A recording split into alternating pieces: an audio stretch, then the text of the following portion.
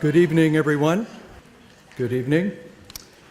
Well, welcome and thank you to everyone for joining us for such a very important evening here at Irvine Valley College. I'm Glenn Rockmore, the president here at Irvine Valley College. I was contacted by the Foundation of California to host this notable exhibit last fall when anti-Semitic vandalism crimes here on our campus and in our city shocked and angered our college community and our city residents. It has been said that some teach the importance of living in the moment. There is wisdom in this teaching, although in the world we live in today, in order to live in the moment, we must have the courage to remember. We appreciate the opportunity to host this exhibit and having the courage to remember that allows us to stand in solidarity, speaking out in one voice against ideologies used to justify the Holocaust, and sadly, those used to incite violence in today's society. This week, IVC is proud to display the world-renowned exhibit produced by the Simon Wiesenthal Center Museum of Tolerance, presented by the Foundation of California and funded by a grant from SNCF. Tonight, time will not allow me to introduce everyone here tonight. However, I would like to thank and recognize key individuals joining us here this evening. And following our speakers, we will officially commemorate this evening with a ribbon cutting on the stage to mark the opening of the IVC exhibit. So first of all, from the South Orange County Community College District, we have our Chancellor, Kathleen Burke.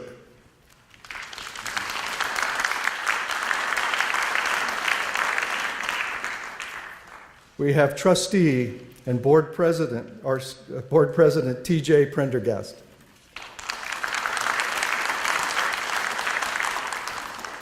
Trustee and Board Clerk, James Wright.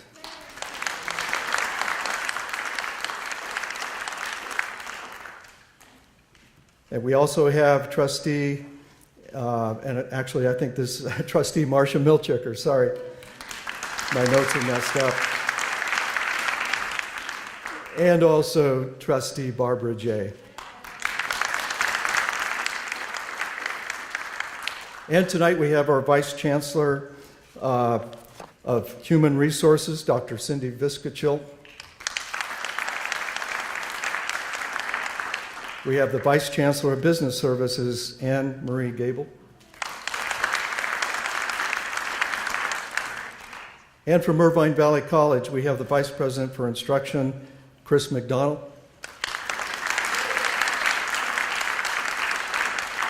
We have our Vice President for Student Services, Dr. Linda Fontanella.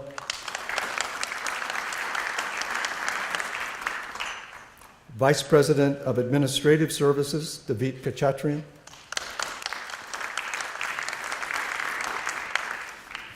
I'm really proud to say we have our IVC Homecoming Royals here with us tonight.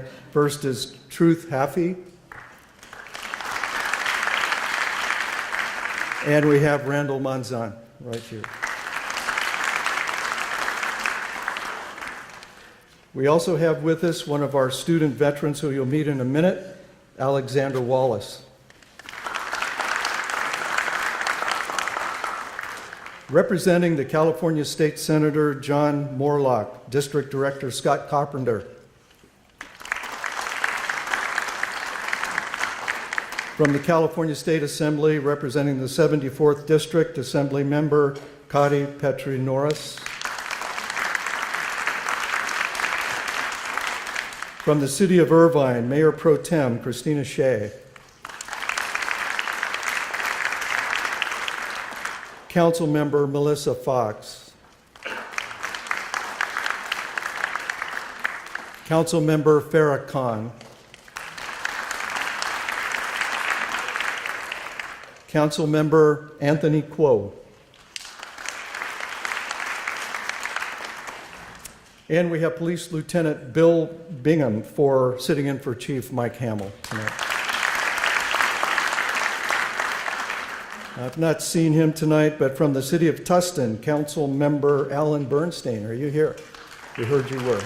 Okay.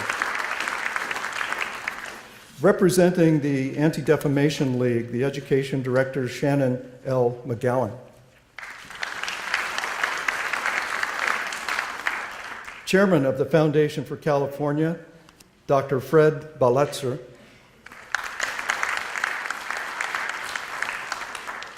And we have Ms. Bertie Lubinsky, a Holocaust survivor, here tonight.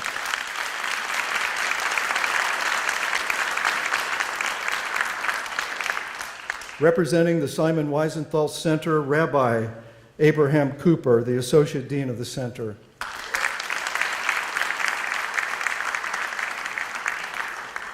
We also have a special honoree this evening in our presence, a liberator, Mr. Charles Stanley Merrill.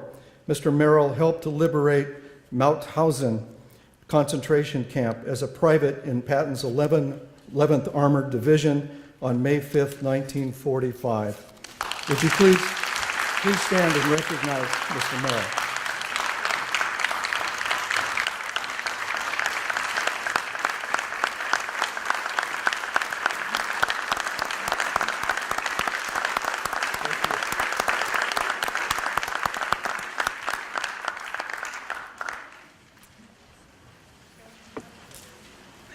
You know, and I don't know how I planned this, but now that you're seated, if I could ask everyone to please rise and remain standing for the Pledge of Allegiance, be led by the IVC student and veteran Alexander Wallace. Alexander, come up, and please direct your attention to the Irvine Police Color Guard for the presentation of colors for tonight's ceremony.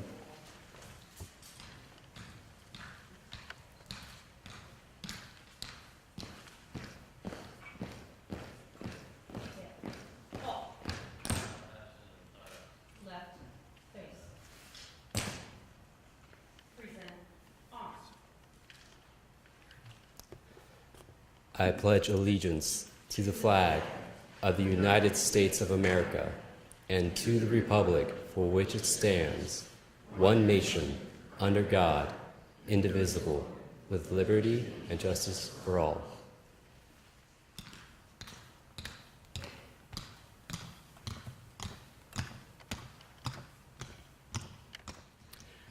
All right, thank you, Alexander. I appreciate that very much. It is my pleasure at this moment to invite the Chancellor of the South Orange County Community College District, Dr. Kathleen Burke, to offer her remarks. Good evening, and thank you for being here.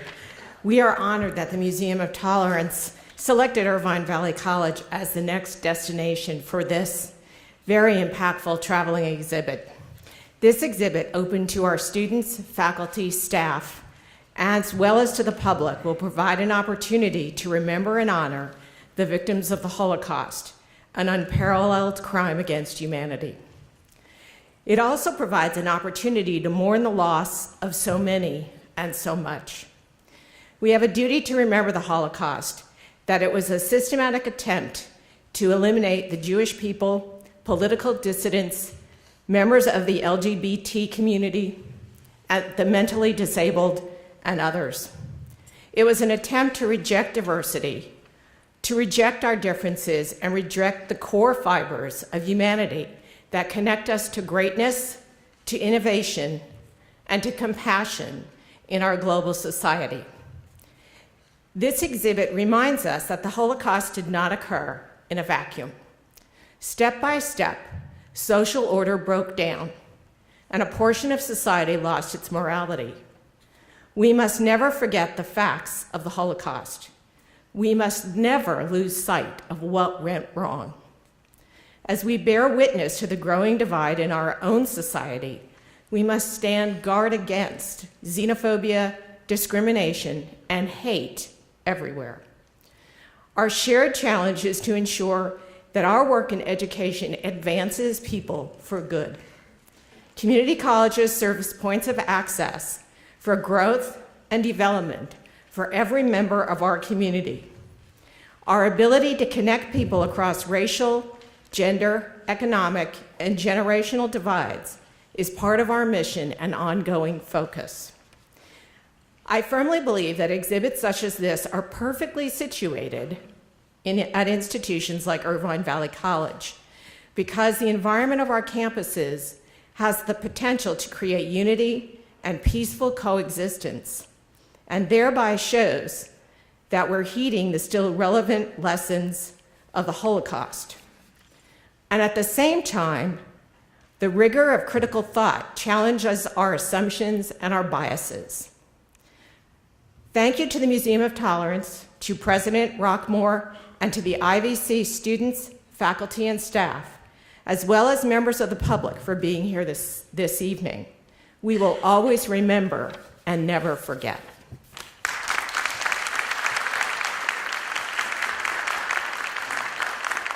Thank you, Dr. Burke. Appreciate that very much. I'd like to introduce now the president of the South Orange County Community College District, Board President T.J. Prendergast. Thank you. On behalf of the Board of Trustees of the South Orange Community College District, we welcome you. We welcome you to the advancement of the message that needs to be spread as much as possible.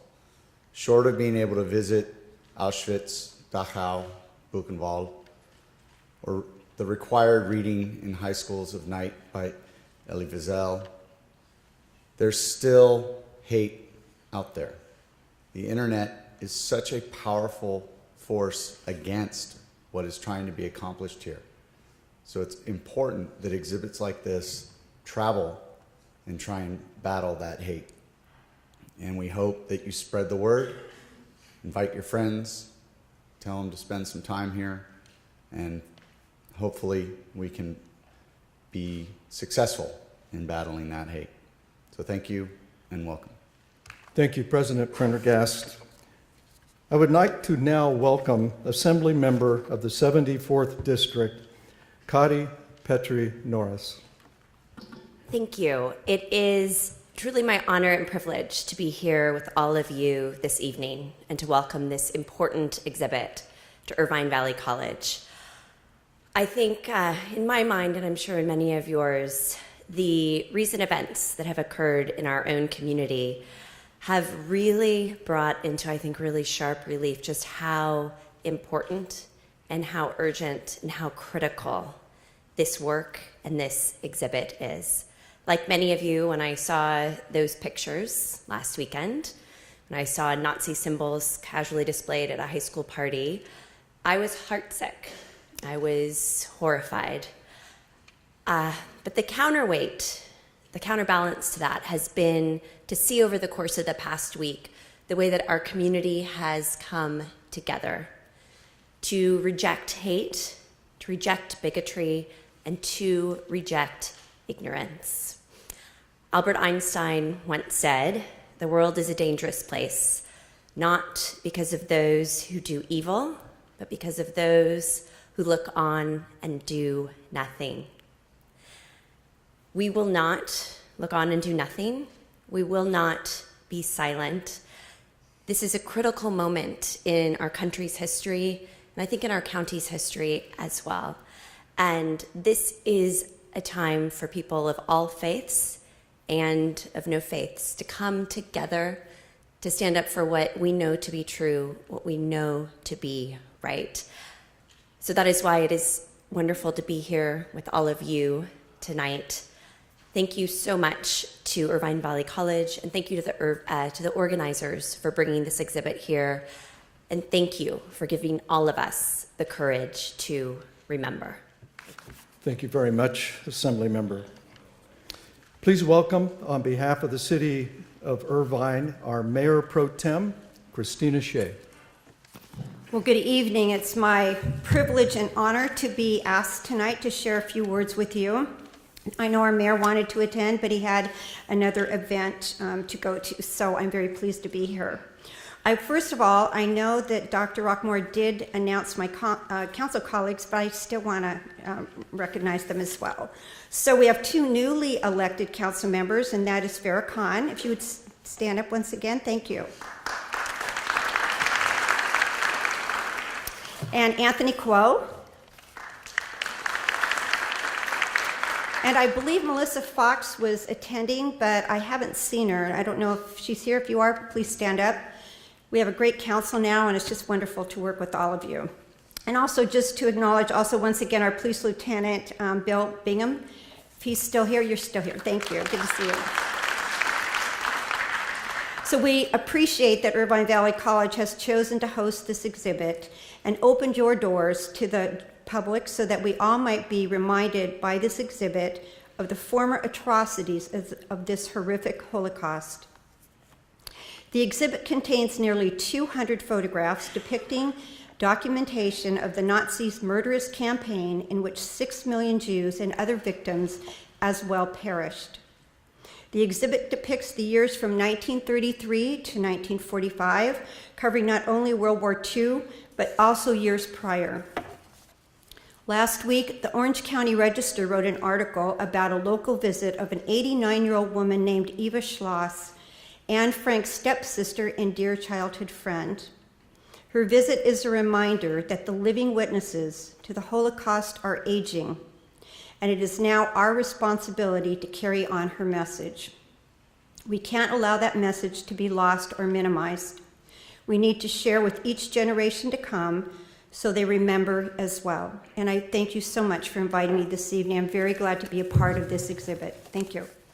Thank you, Councilwoman. Appreciate that very, very much. It is now my pleasure now to introduce Dr. Fred Balitzer, the chairman of the Foundation for California. Let me begin by thanking the officers, the trustees, the staff and the faculty and the students of this wonderful academic institution. It's really extraordinary. And this Performing Arts Center, well, it leads the way in Orange County. So it's a great pleasure to be here. I'm a professor emeritus at Claremont McKenna College. I'm on the board of Claremont Graduate University.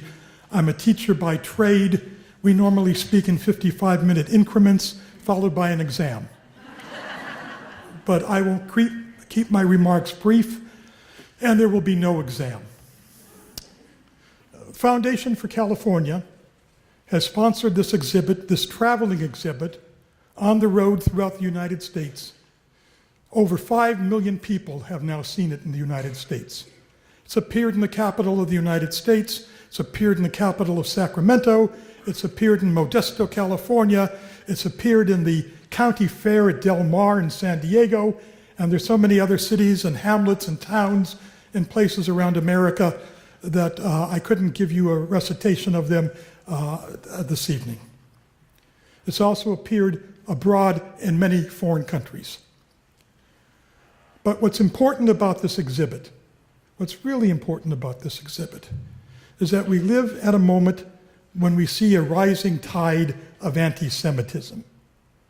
In some cases, the tide is more, it's sweeping in, and sweeping in its wake lives away, inundating them with this hatred. What makes the Holocaust unique, what separates it from other genocides, we've lived through many genocides. There was one in Rwanda, there was one in Cambodia, there was one in Bosnia. But what makes the Holocaust unique is the fact that it is the first instance in human history where a government, using all of its resources, has commanded the eradication of a single people. That's what makes the Holocaust unique. Happily and thank God, they didn't succeed. But they succeeded enough so that we need to pay close attention to what evil can do.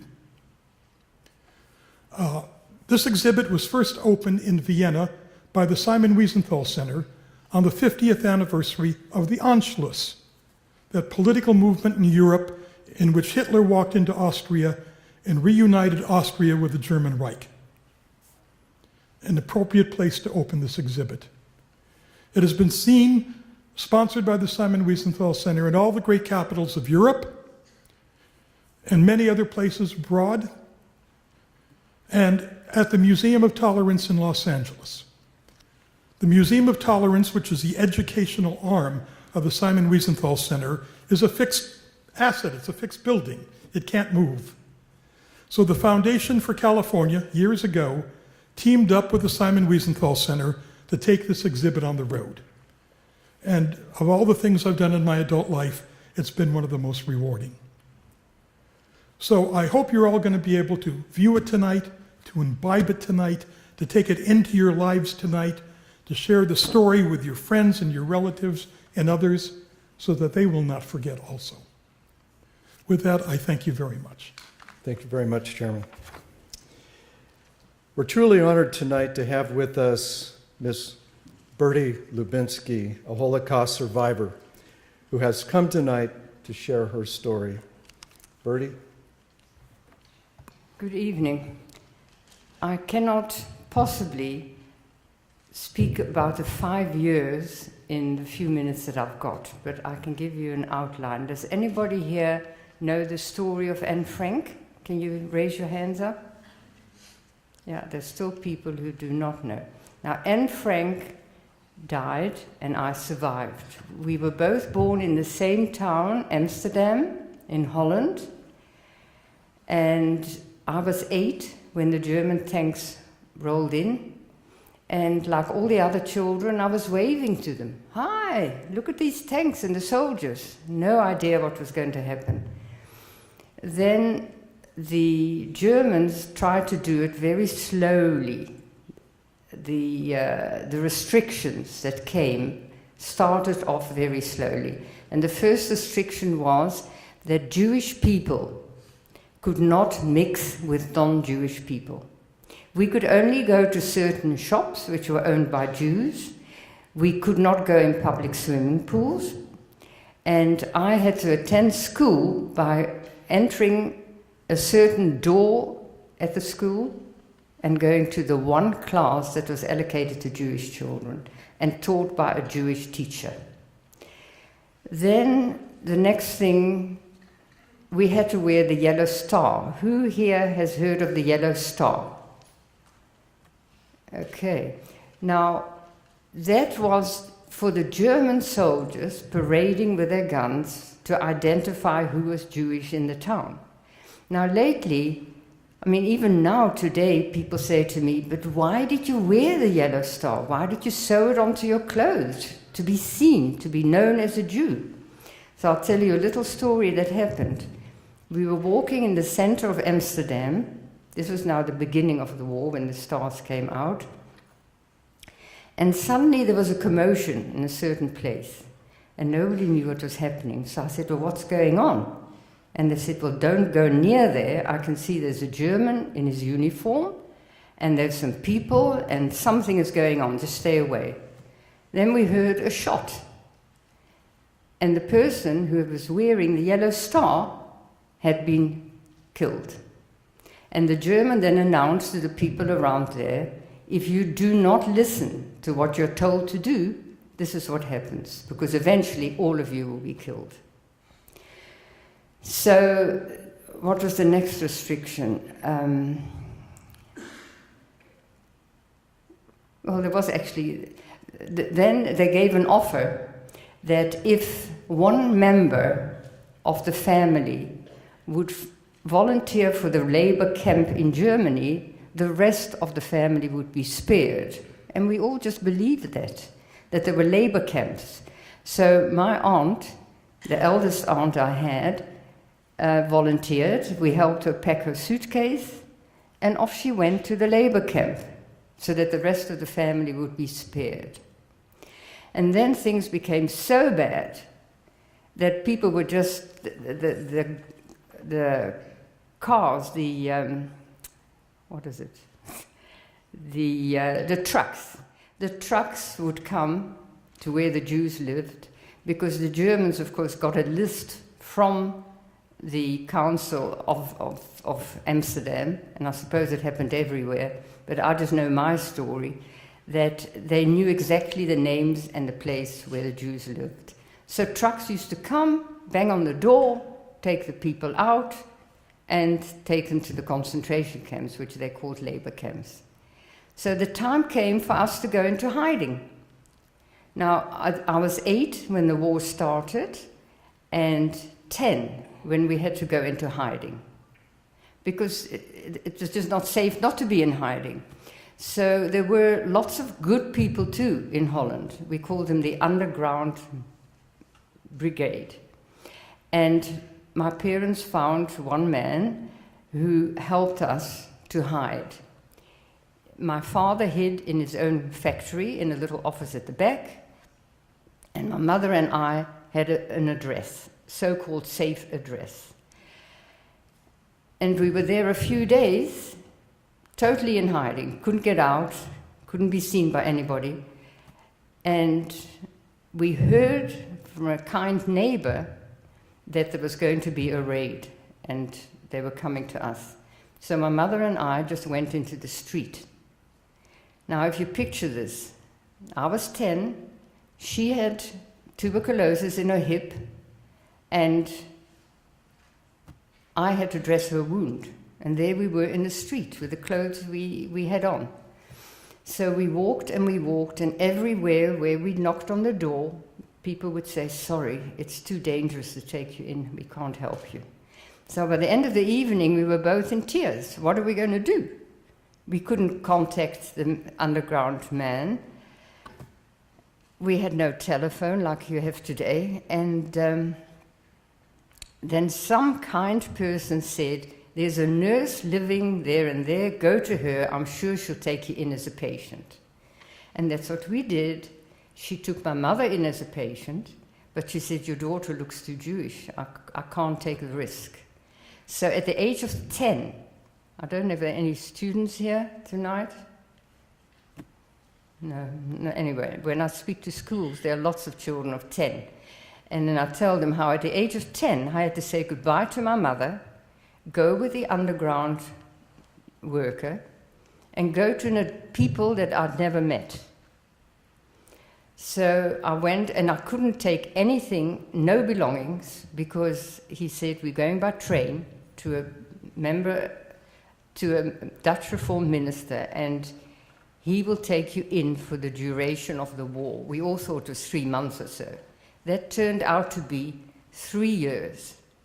I got on the train in the clothes I wore and arrived at the minister, and he said, "Okay, we're going to call you our little niece from Amsterdam, and you will live in the house, but you won't go out into the village, that you're here just for a short while."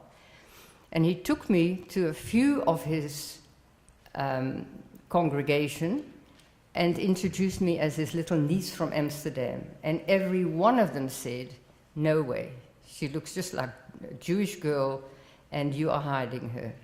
So they had a meeting, and they said, "I've got to go." So there I was at the age of 10, arrived at the place that was supposed to take me in, but they said, "It's too dangerous, I look too Jewish." So there was another couple, the minister was hiding, and they were also Jewish, and they suggested that they cut off my hair and bleach it, and bleach my eyebrows, and I wouldn't be so obviously Jewish.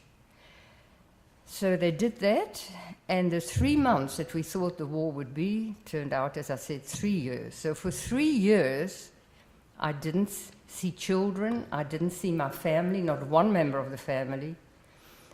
There was no oh yes, there were some messages between the underground worker and my father and my mother, but he didn't tell me until after the war that my father was caught in his own factory. There was some noise outside the windows, and like any of you would do, you go to the window to look. What's the noise? It happened to be Germans looking for cans of gas. So they said, "Oh, look at him. That's a Jew with a long nose and black hair and dark eyes." So they took him. He was taken to Auschwitz, where he was a guest immediately. I heard all that from the Red Cross after the war. And that is how the Germans were gradually eradicating all the Jews, certainly in Holland. And my mother stayed at this nurse, and she went around the town thinking she could just walk around because she didn't look Jewish. She had light brown hair and green eyes. But there was a raid for the food coupons that everybody had, because obviously there wasn't enough food for everybody in the country, so it was rationed, and she couldn't produce them because she couldn't apply for a ration of food. So she was taken with her disease, and she also died. She died in a Polish concentration camp. So there I was at the end of the, and then a year before, can I still go on? A year before the end of the war, the Germans needed accommodation. They saw the way things were going, and they weren't as sure of themselves. They needed a place to stay. So they came to the pastorie, it's called, the pastor's home, which was bigger than usual. And they said, we are going to take half of your home, and we will live here, and we will put our ammunition in your cellar. So there were the other Jewish hiders and me, and now we were living in the same house as the Germans. So at that stage, I had to go to the attic. That was now, after 2 years just being around the house, the third year of the war, I had to live in the attic like Anne Frank. Couldn't get out, my food was brought to me, and that was that. But then on a Sunday morning, the family went to church, and I was allowed to come down and play the piano. And the one lady was still there to guard me, the one daughter. And as I was sitting playing the piano on one of those stools that are double, 2 people can sit there, I glanced a little bit because somebody was sitting next to me in the German uniform, and he started to play the piano with me. And he said in broken Dutch, "Don't be scared. I know I'm a German, and there are lots of Germans in this house, but you've kept yourself hidden very well. Now, I have a child the same age as you, so I will not betray you. But be careful. Do not walk around the house anymore, and stay in your attic." So that is why I did that, 1 year in an attic. Never saw family, never saw friends, never saw children, just for 3 years in one house. And when the war finished, a member of the Dutch brigade,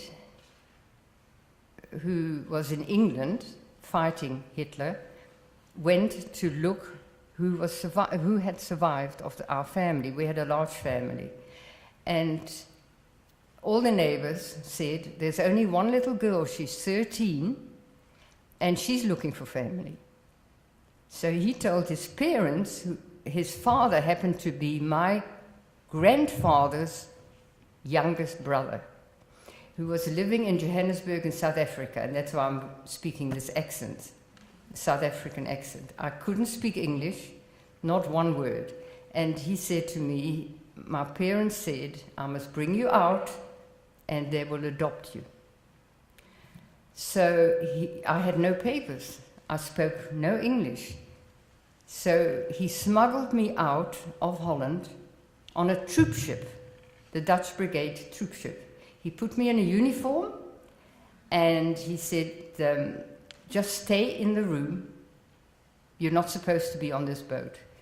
And that is the story, I mean, of the actual 5 years in Holland during the German occupation. And all I can say is, when I speak to students at schools, that what you learn, what you have in your head, is the most important thing in life. Because I was 13 when I arrived in South Africa. I was adopted, but my adopted parents, although they were distant relatives, did not believe in education. A Jewish girl gets married and has children. That was their philosophy. So I managed yeah, they said I could go to college and learn bookkeeping typing. So with that year of bookkeeping, they took me out of school at Standard 8. And they said there's no need for education. But I remembered my father saying, get all the education you can. It means more than all the other acquisitions in life. And I got a job as a bookkeeper, but I told them that I wanted to go to university. So I went and found counselors, and they said, there's no way you can do anything except a BA degree, Bachelor of Arts, because that is virtually part-time. I actually wanted to do medicine, but I couldn't. And my eldest son today is a doctor. So my children, I had 5 children, they're all educated, doctor, teacher, nurse, occupational therapist, and they all did wonderful things in their life with their degrees. And that's what I've achieved, that I've produced all these people who are giving to the world again. And I finished my Bachelor of Arts, and I was going to be a psychologist with that. I worked part-time in offices, and that's the story. That is my story, and I'm still a survivor, and that's it.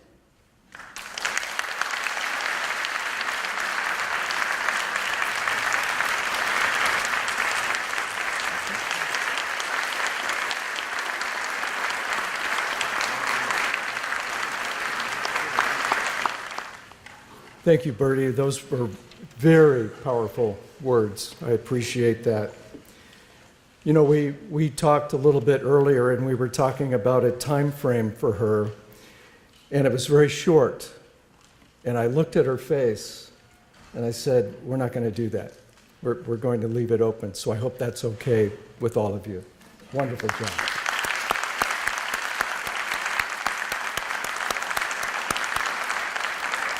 Thank you. And now I'd like to call upon Rabbi Abraham Cooper, the Associate Dean of the Simon Wiesenthal Center. Good evening. I just shook the hand of 2 people. I think everybody here would like to do that, and maybe we'll find a way before the evening to do so.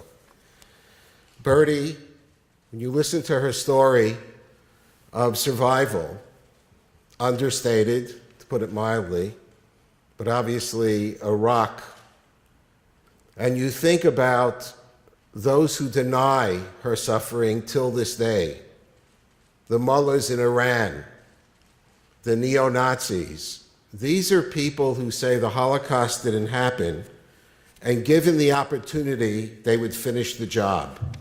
I think for anyone who has the honor to meet Bertie, they will know and understand that that will never happen.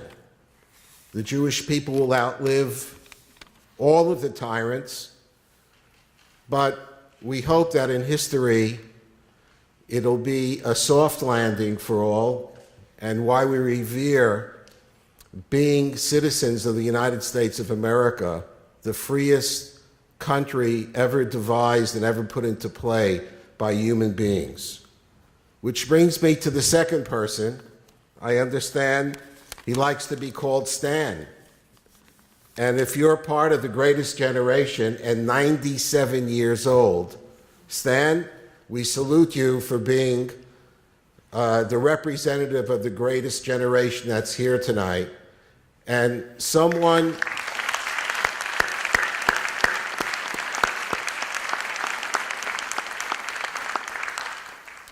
where the president mentioned that Stan had liberated Mauthausen on May 5th, 1948. Let me explain to the people here what that meant. There was a man who weighed about 40 kilos, under 90 pounds, I believe. When the American soldiers, Stan's comrade-at-arms, burst into Mauthausen concentration camp, This man was not strong enough to stand, although he held already a list of crimes and criminals, of Nazi war criminals. His name was Simon Wiesenthal. And as he recalled years later to us of what it was like to see the Stars and Stripes, his love affair with America began. And you may not know this, but the inmates, the prisoners of that camp, in the weeks leading up to the liberation, hoping against hope the Americans would get there before the Russians, sewed a U.S. flag, which actually flew over Mauthausen for the first month of its liberation. Colonel Richard Seibel, who since passed, and given us this flag. You should come see it at the Museum of Tolerance. Well, they knew there were 13 original colonies, but despite the fact that there were people from every occupied country in Europe, no one could remember how many states there were. So when you come to visit the Museum of Tolerance, you'll see one of the greatest American flags sewn secretly in Mauthausen that has 53 stars on it. It's really the potential of that flag that Simon Wiesenthal fell in love with and which motivates everyone who's here tonight. I just want to make one comment and then read a quote from Winston Churchill. I think if you had to summarize the contribution of the Jewish people, Judaism and Jewish values to the world, it's not so much the idea of history. There were great historians throughout the ancient times. I believe our gift, if you will, to the world, not an easy one. It's not about memorizing dates for a test. It's about memory. The exhibition, Courage to Remember, is about memory, looking back at the most difficult time in human history and trying to internalize those lessons. Not going to be very easy, but I think tonight, for those of us who are lucky enough to be here, a liberator, and tragically, someone who didn't choose the job, the survivor of the Shoah, a 10-year-old girl left pretty much bereft in the world, a walking miracle. It should never have to come to that again in history to any people. I noticed on the way into this magnificent structure, and we're really grateful that the Performing Arts Center is housing it. You've got a good-looking place right next door that has to do about science and technology, if I'm not mistaken. Big building.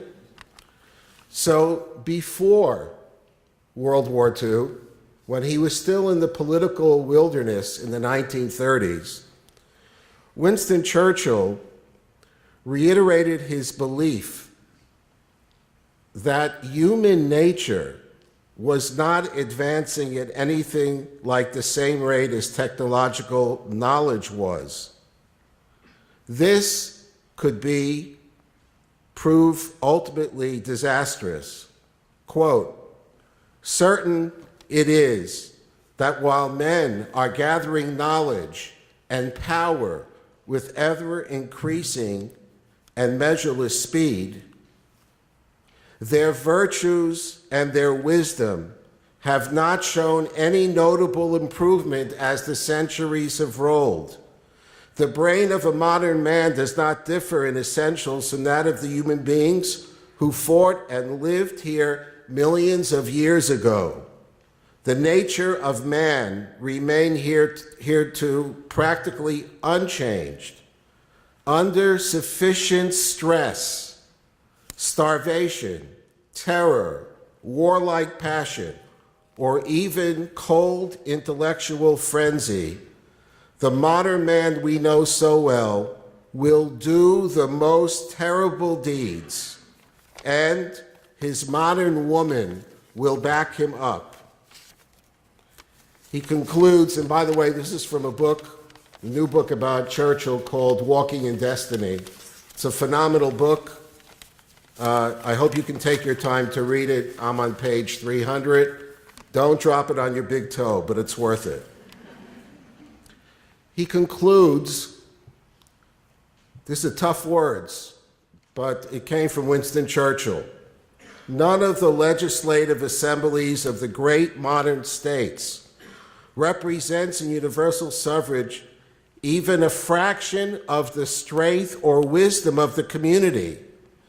Democratic governments drift along the line of least resistance, taking short views, paying their way with sops and doles, and smoothing their path with pleasant-sounding platitudes.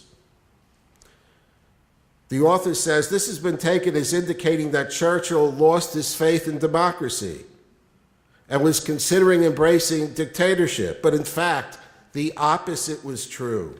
He was calling for a reinvigoration of democracy and arguing that, quote, "It is therefore above all things important that the moral, philosophy, and spiritual concepts of men and nations should hold their own without an equal growth of mercy, pity, peace, love.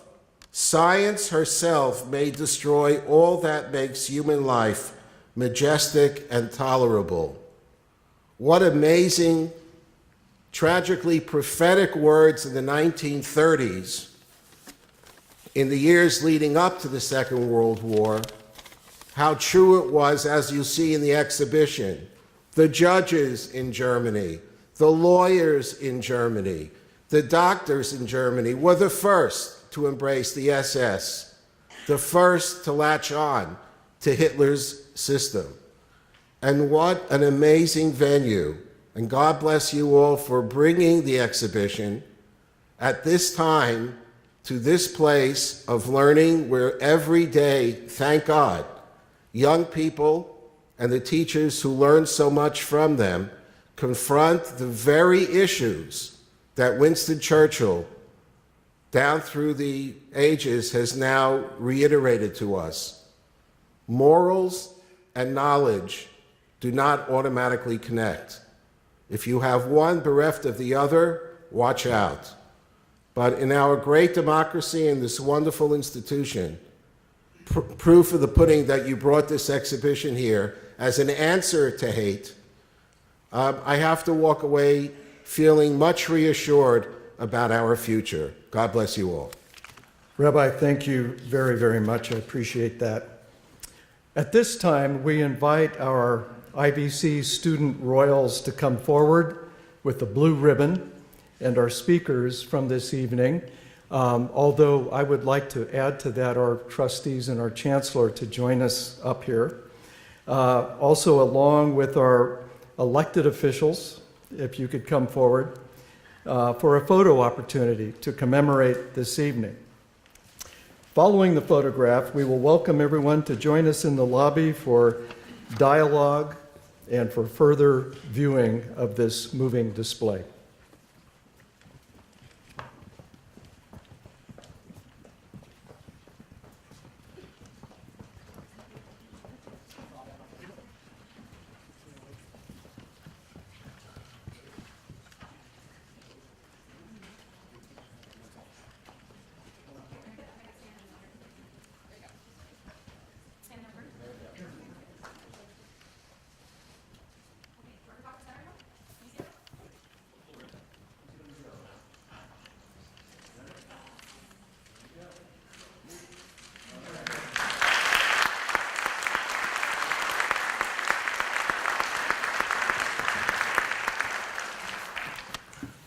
Okay, thank you everyone. As you please exit, please recall the importance of what you've seen here this morning and the display out in the lobby. Our presence and solidarity here demonstrates our resolve to stand together against intolerance, remembering all victims regardless of race, nationality, or religion. Thank you again for coming tonight.